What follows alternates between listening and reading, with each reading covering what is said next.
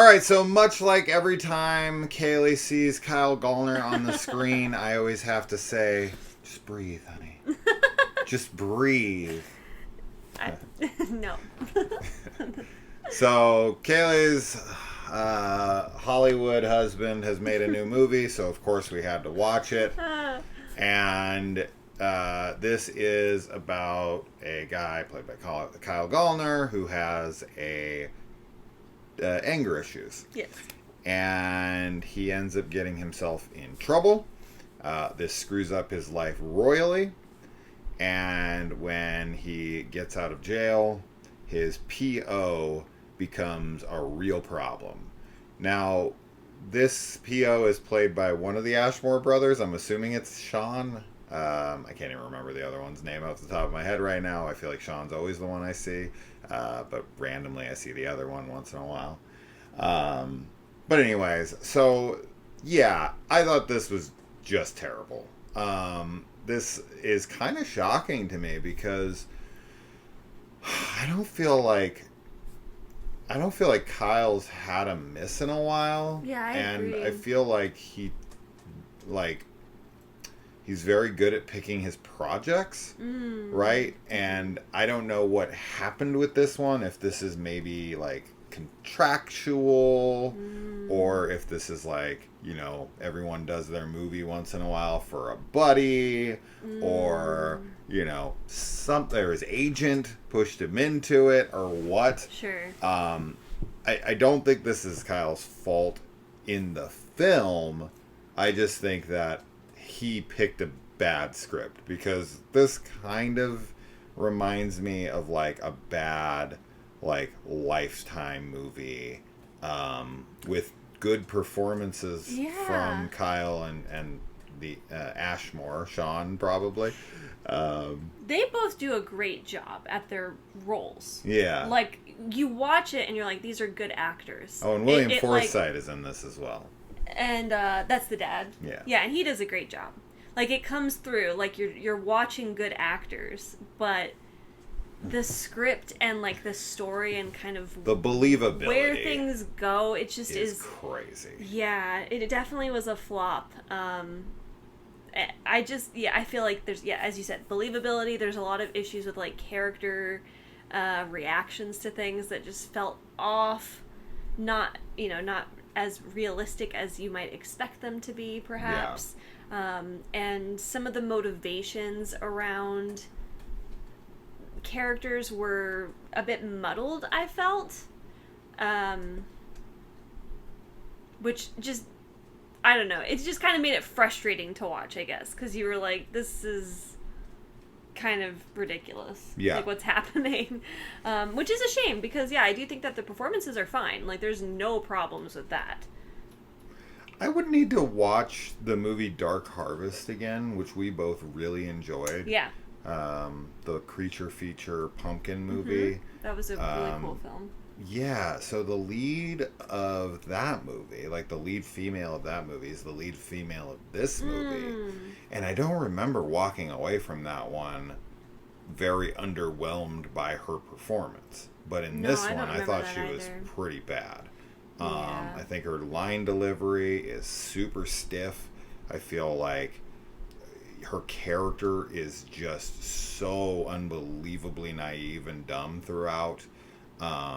And I think that's probably the case with everything. Like, there's nothing even remotely believable in this. And that's okay sometimes. Sure. Right? Movies are movies. We always know fake, that things are going to be a little ridiculous. It just has to be for films to work.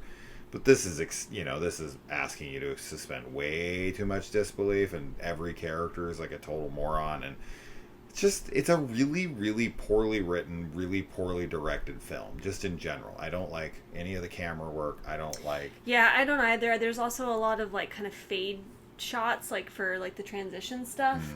I didn't like the way that looked, and just, like, the way it was telling the story. It's so bizarre, because, like, we would be watching this, and so it would fade from one scene to the next, and then it would be like, a good performance, but it would just it's weird. It's like when you have a good performance from somebody, but like the dialogue is bad. Mm-hmm. It's very like disconcerting, kind of. Yeah. You know. Yeah. I don't know. But yeah, the cinematography I didn't like either. You know, I think the thing that they're going for here is that like 90s thriller style of film, which I love. I mean, we've covered plenty of those on the channel. I grew up on The Hand That Rocks the Cradle and Pacific Heights and that kind of stuff. And I'm a massive fan of them. But this one just does not work at all. And it's a shame because, you know, Kyle has made so many good films recently. His track record for the last like 5+ years with Dinner in America, The Passenger, and, you know, Strange Mother Darling, May I, and Smile, and you know, so like, many it's just great films. It's wild that he would pick something so poor like this, but you know, they can't all be winners. I mean, everybody makes their film here and there that just is kind of a dud. And that's the director's fault. I don't blame the actors in this one. I blame the writer director specifically, who wrote and directed the film. It's one person, and I think that they you know, really like swung and missed on this one.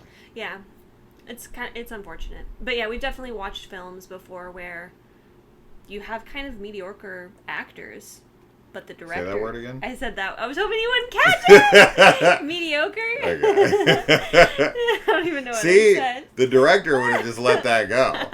See? I say, cut, roll it again. What'd you say? Mediocre actors, but then you have a great director that can, like, pull awesome performances out of them. And then on the flip side, you can have not a great director, but great actors, and it's like they need to be balanced. You can't compensate for it like on either side, really.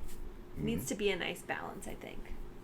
Yeah, I mean, if Kyle and Sean, right? I like this. Wait, did I? Oh, shit! I was there. I was like,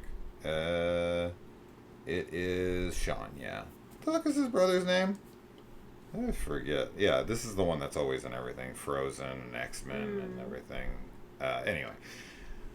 If it wasn't for, like, the actors, William Forsythe, Shawn Ashmore, and Kyle Gallner, like, if they would have just got, like, kind of randos that didn't have a lot of experience, probably would have shut this off. This would have been horrendously unwatchable. They carry the film without question. This wasn't Kyle. Like, what I was meaning is, like, yeah, they no can way carry it, but it doesn't...